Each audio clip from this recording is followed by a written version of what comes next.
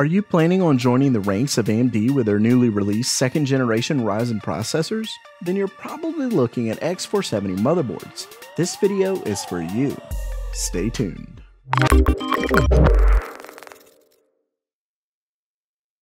Welcome back to Gamer Meld.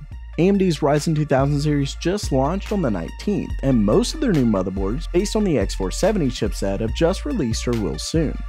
Now, remember that 2nd gen Ryzen does work with their last gen 300 series motherboards, though it seems you'll be capable of a slightly higher overclock and faster RAM on the X470 boards. Also, there's a lot more options for Wi-Fi this time around. If you already own an X370 though, I definitely wouldn't suggest the upgrade. Either way, I figured I'd give you my picks for the top 3 X470 motherboards. To determine my top picks, I'm completely taking aesthetics off the table since it's just too subjective. Instead, I'll be focusing on feature set to price ratio, and keep in mind that everyone is different on what they need in a motherboard, so I'm going to take this from my own perspective and what I look for as a gamer. That means you can completely disagree, and that's fine. Alright, so let's get right into it. As you can see here, I made a chart that gives you everything from I/O to rated memory frequency and more. Speaking of memory frequency, remember with the X470 motherboards in Ryzen 2, anything over 2933 is considered an overclock and essentially voids your warranty. For this video, I've split it up into 2 categories. One winner will be in from the under $200 mark and the 2 others will come from the over $200 mark. Lastly, the spreadsheet will be available in the description below, so you can compare everything yourself and kind of figure out what you want in a nice little table. Okay, let's get to the first winner. In the under $200 category, Gigabyte's X470 Aorus Ultra takes the crown. It has more USB ports than any of the others, and while many are 2.0, remember that not everything can take advantage of that higher bandwidth. It also includes a USB-C port as well as an onboard USB-C for your front panel, and it's just $139.99.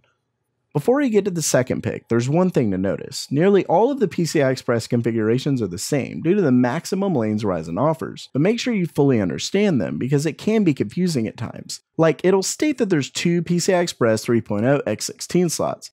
Only one can be used at a time at X16. If you have a GPU in both slots, they'll both run at X8. There's plenty of other examples that I can't really show in my graph, but basically you can't just add up the wins versus losses because some wins are better than others.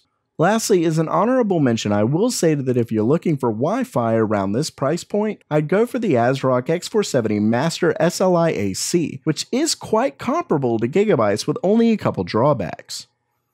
Next up is the first in our above $200 range, but more in the middle of the area at $239.99. It's the Gigabyte X470 Aorus Gaming 7. It's got great rear I/O with 10 total USB ports, 6 of which are USB 3.1 Gen 1. Gigabyte also claims RAM overclocks as high as 3600, and the board has insane Wi-Fi speed at 1.73 gigabits per second, as well as Bluetooth 5.0 and a nice clear CMOS button on the back panel for quickly correcting a BIOS mistake. Lastly is for those who just want it all. Coming in at $299.99, but packed with everything you'll need, the ASUS ROG Crosshair 7 Wi-Fi version. Remember that there's a Wi-Fi version and a non-Wi-Fi version, so know what you're getting. It comes with a total of 12 USB ports, 8 of which are USB 3.1 Gen 1 ports.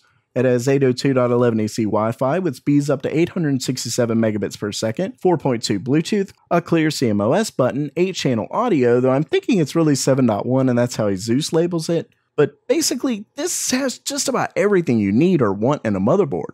The only thing I'd say it lacks is the USB-C front panel connector. Other than that, ASUS made another great board with the Crosshair 7 Wi-Fi edition. Luckily though, I will let everyone know that pretty much whatever you get, you can't go wrong with. All of these boards are really great at their price points. So while that does it for today, let me know what your favorite X470 motherboard is. And if you'd like to purchase one of the ones I suggested and want to help out the channel, check out the affiliate links in the description below. And as always, have a great day.